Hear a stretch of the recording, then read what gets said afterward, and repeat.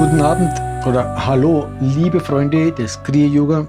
Heute der zweite Teil der Geschichte meines Lebens.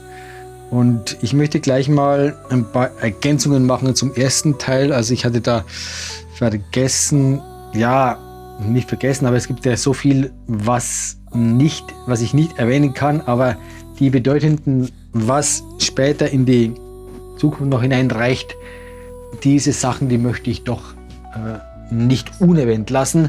Und eines davon war, dass ich ja sehr viel Sport gemacht habe in meiner Jugend, vor allen Dingen Fußball. Mir gab es nicht bei uns auf dem Dorf, aber gut, ich war viel in der Natur draußen auch. Und da war ich dann in der 9. Klasse. Ja, 9. Klasse. Und das war dann vor Pfingsten, haben wir dann ein Aufstiegsspiel oder eigentlich ein Freundschaftsspiel haben wir gemacht gegen den Nachbarort Kronstein. Da habe ich mir dann den Fuß verdreht. Da bin ich in den Mausloch hineingetreten, da hat sich ganz komisch angefühlt. Habe mich dann auswechseln lassen und bin dann zum Arzt, hatte einen dicken Fuß und der hat gesagt, ja, Sie haben zum Orthopäden, bin ich nicht nur zum Arzt, sondern zum Spezialisten gleich, zum Orthopäden. Der hat gesagt, ja, Sie haben Senkspreizfüße und hat mir dann Einlagen verschrieben dazu. Und ich habe aber gespürt, da ist irgendwas, da stimmt was nicht. Gut, ich habe mich dann, weil da gerade Not am Mann war, das war gerade das Jahr, wo wir mit der Mannschaft aufgestiegen sind, Dorfmannschaft. Und da waren dann noch so Entscheidungsspiele, die wir noch zusätzlich dann danach absolvieren mussten. Da musste ich dann antreten. Und auch in diesem Jahr war dann von der Schule her, da gab es ja so bayernweite Turniere, Schulturniere.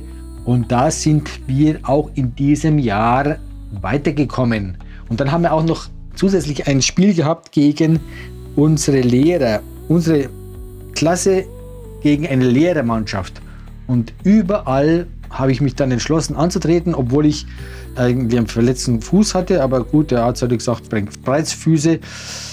Dabei hat sich das alles nur noch verschlimmert. Also dann, als dann wirklich alles schon zu Ende war, dann bin ich noch ein paar Mal aus mir draufgeschossen. Ich hatte eine Bänderdehnung und es wurde dann mehrmals noch überdehnt, so dass ich dann zum Hausarzt gegangen bin und habe ihn gebeten, er soll mir da einen Gips hinmachen. Und der hat mir dann so provisorisch einen Gips hin. Dann war irgendwie alles schon zu spät. Also ich habe es nicht auskuriert und dann habe ich das hingezogen, dann habe ich pausiert und erst ein Jahr danach bin ich dann nochmal zu dem Arzt gegangen und dann hat er festgestellt, ach, Sie haben ja eine Bänderdehnung. Und 6 Wochen muss es in den Gips. Ich hatte für Jahr zuvor dann beim Hausarzt 2 Wochen Gips, dann 6 Wochen Gips. Da musste ich mich dann zügeln. Also da war dann angesagt, dass ich mich kaum bewegen konnte. Das war starke Bremse in meinen Lebensgang. Da musste ich mich dann ziemlich umorientieren, denn der Fuß, der wurde nicht mehr so, dass ich damit Fußball spielen konnte. Denn der war dann ausgeleiert, hatte dann eigentlich immer Probleme damit. Das hat eben zu 2 Dingen geführt. Einmal, dass ich dann von der Ebene der sportlichen Aktivität meine Interessen, meine Zeit, meine Energie abziehen musste und habe die dann mir auf die Musik gelegt, also so Jazz und bin da ein bisschen rein. In Schule, da hatten wir einen Lehrer, der mich da unterstützt hat oder wo ich dann Jazzband spielen konnte und neben der Blaskapelle. Und dann habe ich halt mich mehr aufs Lesen auch verlegt. Also vorher hatte ich wenig gelesen. Ja, in der Schule hat man natürlich Kontakt mit Leuten, die dann belesener sind, auch Frauen oder Mädchen, denen man dann ein bisschen nachgeschaut hat. Also meine Eltern, die waren dann so frei, haben sich da von mir überreden lassen. Da so gab es ein Angebot, 1000 Bücher der deutschen Klassiker oder auf jeden Fall ganz viele Bücher. Ich weiß nicht, ob es 1000 waren. Da waren halt die, ich glaube schon vom 16. Jahrhundert Gedichte, dann auch 18. und 19. Jahrhundert war, glaube ich, vertreten. Da habe ich dann viel gelesen. Meine Energie und Zeit wurde halt umgeschichtet auf andere Interessen. Und außerdem habe ich natürlich da, weil es ganz klar war, dass hier der Arzt, der Gott in Weiß, wie ich natürlich das auch anerzogen bekommen habe, dass der da nicht ganz auf der Höhe der Entscheidung war mit dem, was er gemacht hat. Und das hat mich dann schon zum Nachdenken gebracht und da habe ich dann zu zweifeln begonnen, was Ärzte überhaupt können. Und das war auch der Beginn meiner Abwendung von allen ärztlichen Ratschlägen. Mit der Zeit hat sich langsam ausgedünnt, aber jetzt ist es soweit, dass ich eigentlich keinen Pfifferling mehr gebe. Natürlich, wenn ich jetzt hier eine akute Verletzung habe, dann gehe ich natürlich zum Arzt, aber irgendwelche Beschwerden, gut, zum Zahnarzt gehe ich halt. Ich bin halt drauf gekommen, also sehr vieles kann man selber heilen, wenn man ein paar Prinzipien befolgt, also Rückstellen, wenn irgendwas gedehnt ist. Man muss es gar nicht gipsen. Also ich habe dann später mal, habe ich mir den linken Fuß genauso vertreten, mindestens genauso. Habe ich nichts gemacht, bin ich gar nicht zum Arzt gegangen, aber ich habe dann gewusst, was ich machen muss. Habe halt darauf geachtet, dass der Fuß möglichst nicht mehr so belastet wird oder nicht mehr die Stelle dann nochmal überdehnt wird, bis es geheilt wird. Ja, da war ich im Urlaub. Ja, da war ich 2 Monate dann nicht beim Arzt und bin weiter in den Urlaub gefahren und bin da auch viel gelaufen damit, ohne dass das dann langfristig was ausgemacht hätte oder was Größeres zumindest. Das und dann, ich hatte ja den Glauben verloren und dann in der 11. Klasse war das dann so, da hatte ich dann auch war ich verliebt in ein Mädchen und das hat mich schon ein bisschen so auf Bach gebracht und dann, die war auch immer so religiös, die hat im Kirchenchor gesungen, im Domchor in Eichstätt und da habe ich mich dann auch wieder ein bisschen für so Themen interessiert, habe das Buch gelesen, Tod, wo ist ein Stachel, hieß das. Als ich das dann gelesen habe, da irgendwie ziemlich zum Ende hatte ich dann so Erkenntnisgefühle, so 2, 3 Tage lang war ich in einem richtigen Gefühlshoch. Ja, Erkenntnisgefühl habe ich nicht gedacht, es gibt Gott und so. Und das hatte ich dann auch noch einmal später. Und da habe ich mich dann wieder hingewandt zum Religiösen, habe dann auch die Exerzitien mitgemacht, diese 2 Dinge. Und dann, womit ich jetzt aktuell zu tun habe, dass eben der Hof, den meine Großeltern übernommen haben, in Wellheim, den konnten sie zuerst nur pachten, weil sie auch nicht das Geld hatten vor dem Krieg. Das ging dann an die Gemeinde über und dann wollten sie es kaufen während der Kriegszeit. Da ging es dann nicht. Und danach, da wurde es dann auch nicht hergegeben, weil dann Flüchtlinge kamen und dann wurde der Ort verpflichtet, Flüchtlingsunterkünfte zu erstellen. Dann wurden 2 Gemeindehäuser gebaut, wie das heißt, auf dem Gelände des Hofes, den mein Opa damals gepachtet hat. Und der Hof wurde eben geteilt und ein langer Stadel, wo die Kühe drin standen, der wurde dann abgerissen. Da kam ein Gemeindehaus hin und noch ein anderer Teil, da kam noch mal ein Gemeindehaus hin. Und dann wurde das halt ziemlich eng. Da musste mein Opa dann einen großen Schuppen und einen Stall mit Kuhstall und Schweinestall noch bauen. War ziemlich beengt. Eins war noch, dass eben das Geld dann 48 wertlos wurde nach dem Krieg. Der Viereckhof, also meine Mutter immer noch sagt, der alte Viereckhof, das war ihr Ziel, ihr Traum, dass der wieder zurückkehrt in ihren Besitz. Und das hat sie jetzt auch wieder, aber leider ist jetzt in dem Alter, wo sie nicht mehr tatkräftig ist und mein Vater auch, die haben das noch begonnen, alles eingeleitet 2020 und dann, ob das jetzt an den Corona-Impfungen liegt oder nicht, ist natürlich nicht nachweisbar. Auf jeden Fall mit der Zeit hat mein Vater geistig ziemlich abgebaut und meine Mutter ist nicht mehr fähig, körperlich da viel zu machen.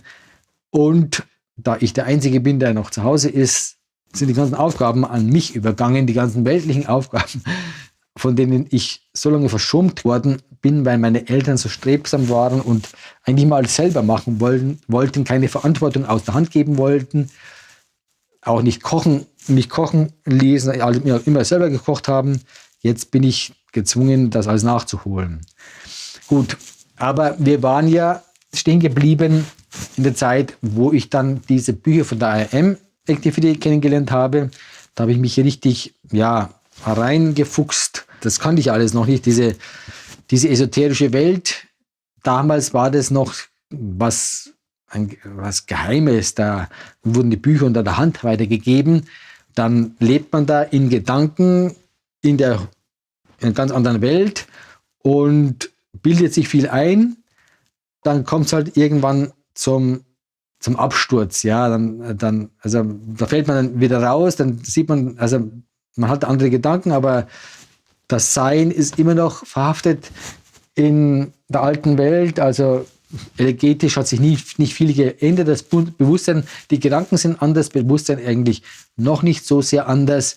Ich habe halt meditiert. Zu meditieren habe ich gleich begonnen. Im ersten Band, also in den Unveiled Mysteries, auf Seite 10 oder 11 ist dann eine kleine kurze Meditationsanleitung beschrieben und von Saint-Germain auch angeraten, dass man das 3-mal täglich macht, diese Meditation. Seitdem ich das gelesen habe, habe ich dann täglich 2 oder 3-mal, zuerst 2-mal und dann auch 3-mal meditiert, die ersten 2 Jahre oder 3 Jahre, glaube ich mindestens, wo ich mich 3-mal hingesetzt habe für 10, 15 Minuten. Und da habe ich mir das angewöhnt, halt mich hinzusetzen. Und das war nicht anders wie bei jedem, der anfängt zu meditieren. Ich bin da auch nicht vom Himmel gefallen als gut Meditierender. Das war mit 10 Minuten kommt man nicht tief rein. Aber es war ein Anfang und ich habe es dann nicht aufgegeben und habe dann versucht, das auszudehnen. Aber jetzt sind wir erstmal bei der IAM Activity. Dann habe ich die Bücher gelesen. Das habe ich im Februar so angefangen. Dann im Juni, Juli war ich dann fertig.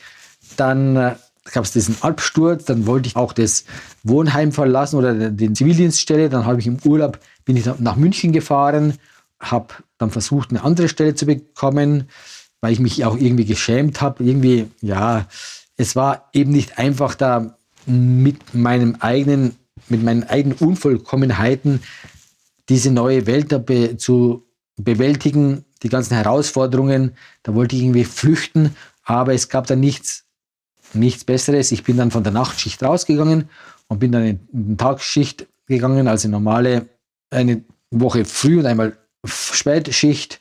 So habe ich dann halt meine Zeit genutzt, viel zu lesen. Ich bin dann eben im Herbst 1985 war das schon, bin ich dann in die Fundamentals gekommen. Das Fundamentals ist so ein Vorbereitungskurs für die IAM Activity. Die haben ja so Sanctuaries, so kleine Versammlungsräume, schön ausgestattet mit viel Pink, mit viel Violett. Und dann ist vorne steht ein Rednerpult, ein Altar und ja, so Devotionalien, Bilder von den Meistern. Da fand es statt. Also das waren so aus den Schriften der IAM, also vor allen Dingen den Ascended Master Discourses. Da wurden Abschnitte herausgezogen, in einem in Hefter versammelt, also zusammen, also schon gedruckt, aber in einem Hefter war es abgelegt und das musste man durcharbeiten in 10 oder 12 so Sitzungen. Da wurde gelesen und da wurde man eben eingeführt. Das musste ich mitmachen und dann, nachdem ich das durchlaufen hatte, konnte ich dann schon nach Weihnachten 1985 mit nach Zürich. Also in Deutschland gab es 3 so kleine Grüppchen in Frankfurt, in Esslingen und in München. Und in Zürich oder in der Schweiz allgemein, da gibt's viel mehr Anhänger der IAM Activity. Und da fanden die großen Klassen, hieß es glaube ich Klassen, also Versammlungen statt, wo dann morgens und abends da zusammen dann diese Art von Gottesdienst abgehalten wurden. Ja, es war angelehnt an den katholischen Gottesdienst, aber es dauerte viel länger, 2 bis 3 Stunden. Immer, es gab eine Predigt, der Predigt aber in der Form, dass eben die die Schallplatten der Ascended Master Durchsagen des Kurses da abgespielt wurden. Und dann gab es halt so Ablauf von verschiedenen Sachen, wurde was vorgelesen, auch zeremonielle Sprüche wurden da wiederholt und dann wurde vor allen Dingen die Kries gesprochen. Die Kries sind so Befehle an den Himmel, dass die kommen sollen oder das und das machen sollen gegen die Sinister Force und so.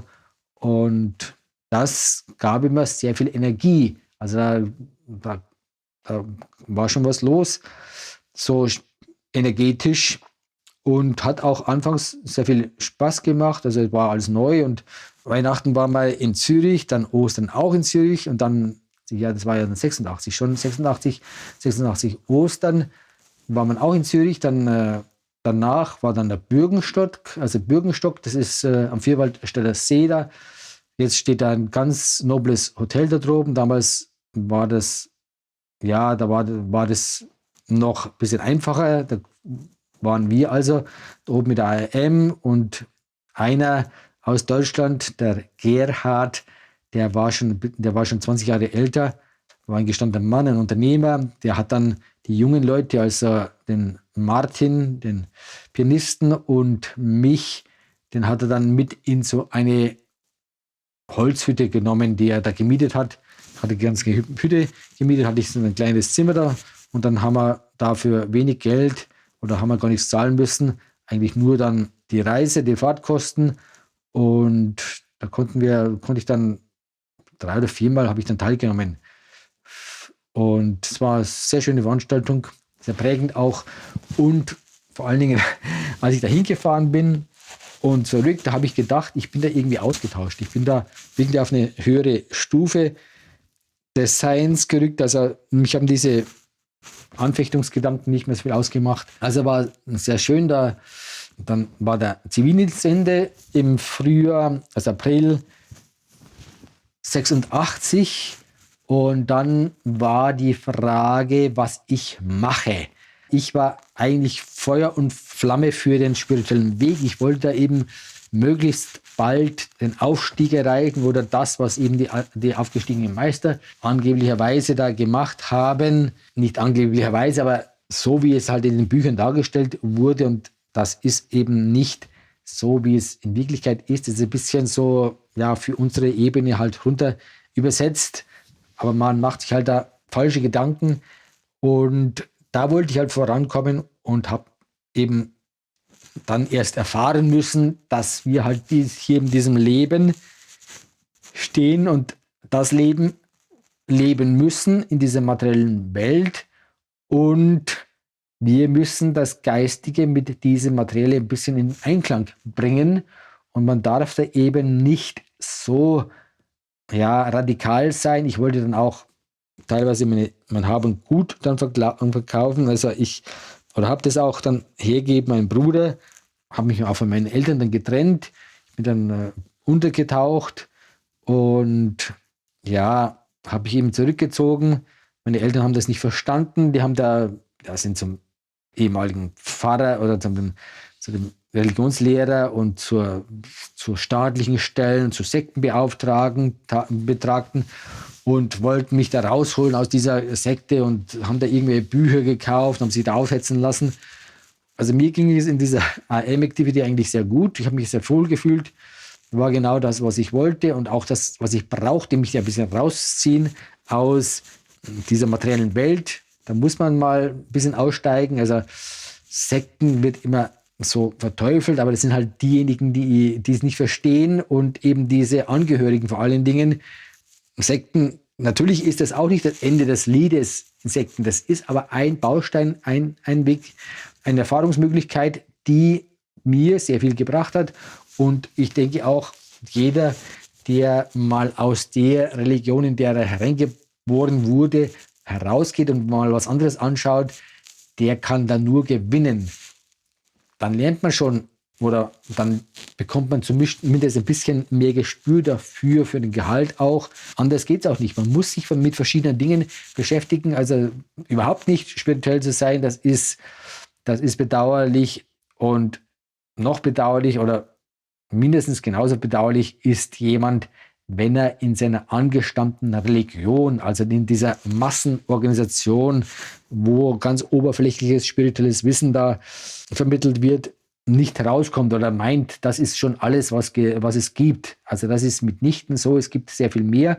Es ist gut, wenn man eine Grundlage hat mit einer Religion, und die katholische Religion ist da, glaube ich, eine ganz gute Vorbereitung.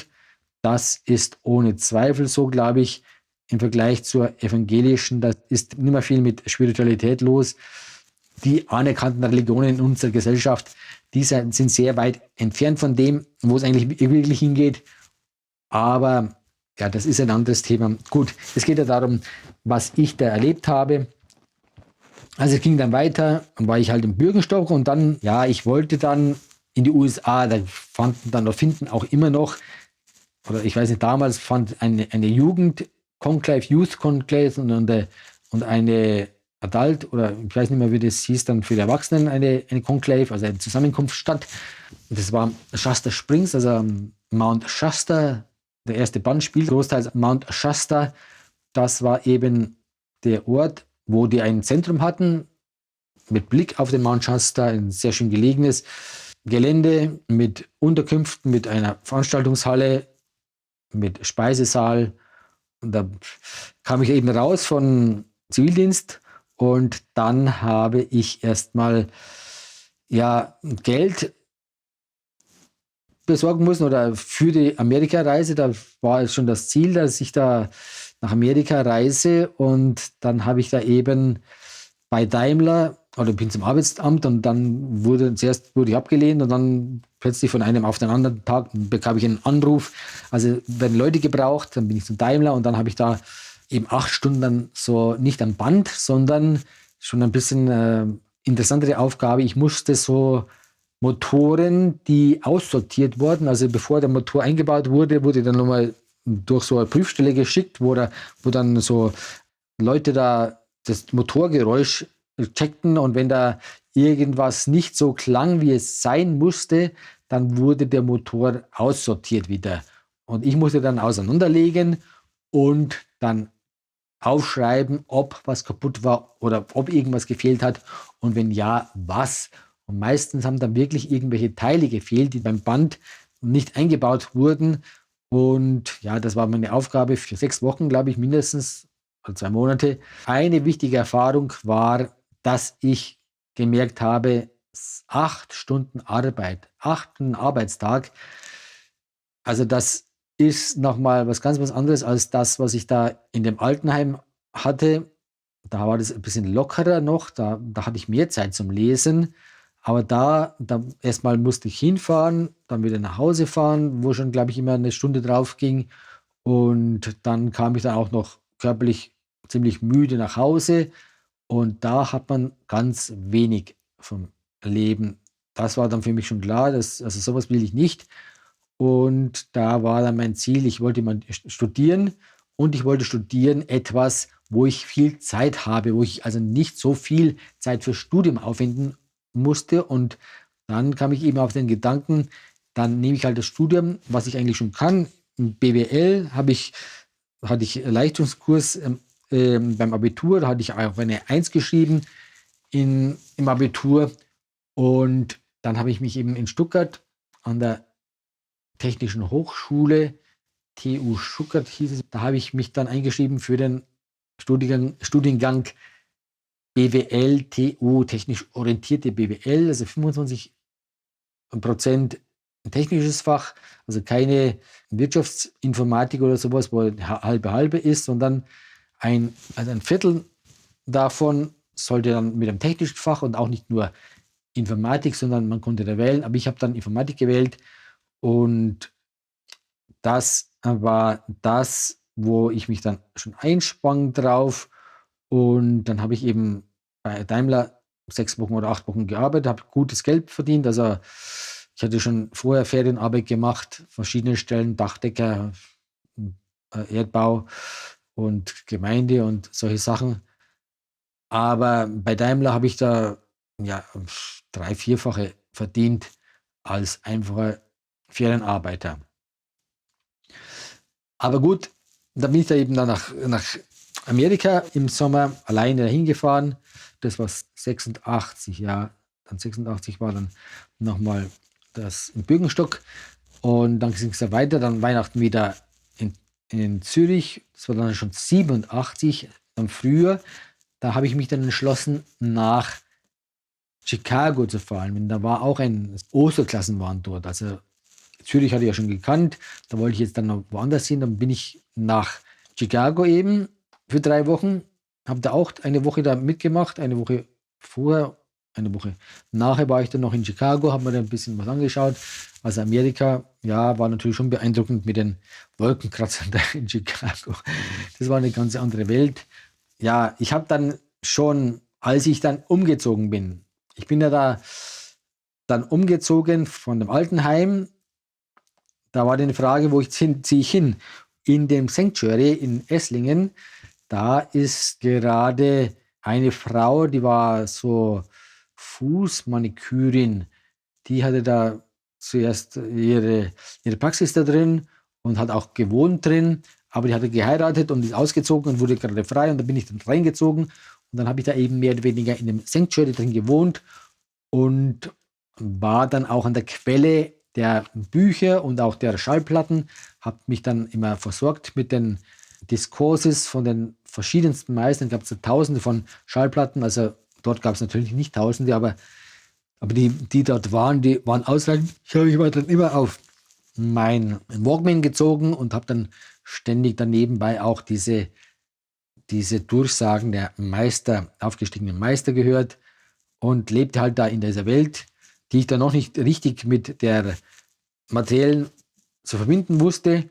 Also erst habe ich das ziemlich locker genommen, aber dann musste ich doch mehr fürs Studium tun oder zumindest, ja, ich wollte dann schnell fertig werden, war nach dem 3. Semester schon, habe ich dann das Vordiplom, glaube ich, gemacht und dann bin ich schon ins Hauptdiplom gekommen und wollte dann eigentlich schon nach 3 oder 4 Jahren wollte ich dann fertig werden mit dem Studium. Ja, ich hatte ja nicht viele Interessen, da einerseits diese AM-Activity, aber ich hatte keine Freunde, eigentlich 0 Freunde während des Studiums, war immer zurückgezogen und habe aber, als ich dann in dieses Sanctuary gezogen bin, dann auch natürlich durchstöbert, was da alles war. Am Dachstuhl hat noch ein Zimmer dazugehört, wo nachher ein Schrank stand mit Büchern. Und da habe ich dann auch reingeschaut und da stand dann ein Buch, was sehr prägend und für mich ja sehr bedeutend ist, immer noch die Autobiografie eines Yogi. Die habe ich dann auch gleich angefangen. Das war Pfingsten 1986, habe ich damit begonnen.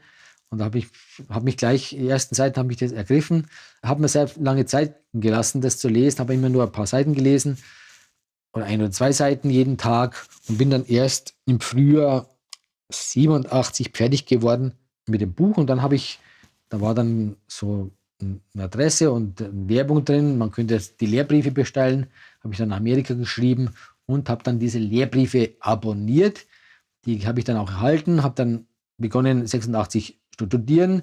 Da habe ich dann so eine Jacke gehabt, da habe ich dann mir von meiner Mutter so was oder von einer Näherin so eine Seitentasche reinschneiden lassen, wo ich dann immer diese Lehrbriefe reinstecken konnte. Da war ich dann immer bewaffnet so mit 1 oder 2 Lehrbriefen und immer wenn ich so ein bisschen Freiluft hatte oder Freiheit da während des Studiums, kurz mal Pause zwischen 2 Vorlesungen oder bei der Fahrt mit der S-Bahn, habe ich ein bisschen gelesen und bin dann so durch diese Lehrbriefe gekommen und habe dann dort richtig gelernt zu meditieren, weil ich nämlich diese einfache Anweisung, die in diesem Unveiled Mysteries da gegeben wurde zum Meditieren, die habe ich zwar redlich befolgt, aber irgendwie schien mir das nicht so ganz koscher zu sein, also nicht so ganz stimmig. Also ich bin ja nicht richtig weitergekommen, wusste nicht, da war von Herzzentrum die Rede, war das jetzt mein physisches Herz, war das mein Herzchakra oder war das vielleicht sogar hier das Ajna-Chakra? Also irgendwie, ja, suchte ich dann was anderem und ich hoffte mir dann eben bei Yogananda, weil ich eben gedacht habe, so einer müsste dann auf jeden Fall wissen, was gut ist und wenn das aus Indien kommt, die sollen ja wissen, wie man meditiert, dann wäre ich da sicher an der richtigen Quelle und habe dann eben diese Lehrbriefe kommen lassen. Die sind dann eben früher 87 eingetrudelt und dann schön langsam eben diese Energetisierungsübungen, die Hong-So-Meditation, Hong-So-Konzentrationsübung, dann später kam dann noch die Om-Meditation und die kamen dann genau immer richtig eigentlich. Also 87 im Sommer, da bin ich dann nicht nach Amerika gefahren, sondern da war ich ja schon mal, das war dann nicht mehr so interessant, war zwar schön, aber da habe ich dann geplant, also im Bürgenstock wollte ich wieder im Herbst 87 und dann wollte ich dort diesen Ascended Master Retreat, also es hieß, jedem Gebirge ist von den Ascended Mastern so ein Zentrum und wie der Protagonist der Unveiled Mysteries, der Godfrey Ray King oder Guy W. Ballard, wie der da den aufgestiegenen Meister begegnet ist, so habe ich gedacht, ja, wenn ich jetzt diesen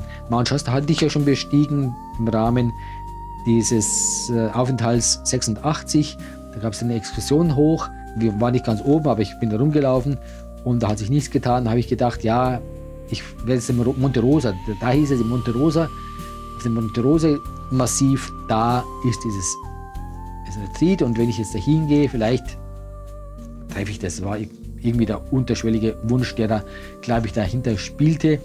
Aber das soweit heute, wie die recht romantische Suche nach den aufgestiegenen Meistern auf dem Monte Rosa Massiv verlaufen ist, das erzähle ich in der Folge 52, denn es sind ja alle 2 Folgen für meine Lebensgeschichte reserviert.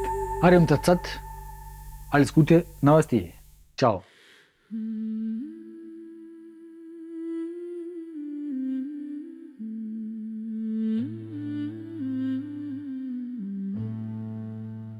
Nur Gott ist groß, er hält bereit die Gnade für die Ewigkeit. Stehen wir im Sturm, auch unbewegt, sehen wir sein Antlitz, das uns trägt. Nur ein Mann ist groß, es hält bereit die Gnade für die Ewigkeit. Stehen wir im Sturm, auch unbewegt, sehen wir sein Antlitz, das uns trägt. Nur ist groß, es hält bereit die Gnade für die Ewigkeit. Stehen wir im Sturm, auch unbewegt, sehen wir sein Antlitz, das uns trägt.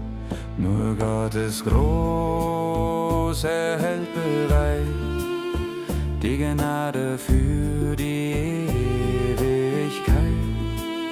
Stehen wir im Sturm, auch unbewegt, sehen wir sein Antlitz, das uns trägt. Nur Gott ist groß, er hält bereit die Gnade für die Ewigkeit. Stehen wir im Sturm, auch unbewegt, sehen wir sein Antlitz, das uns trägt.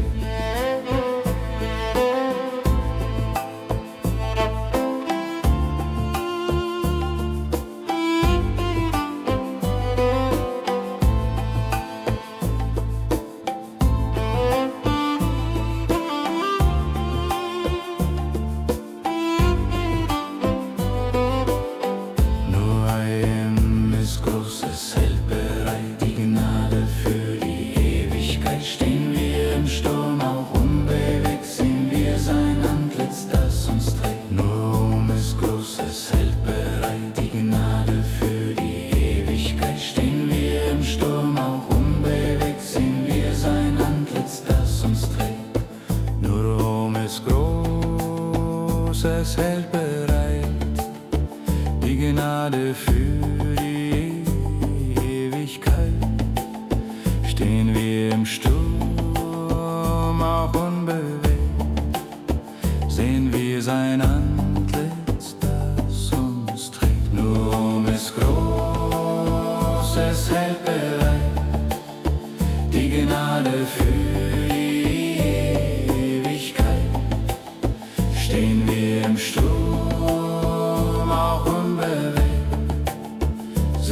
wir sein Antlitz, das uns trägt.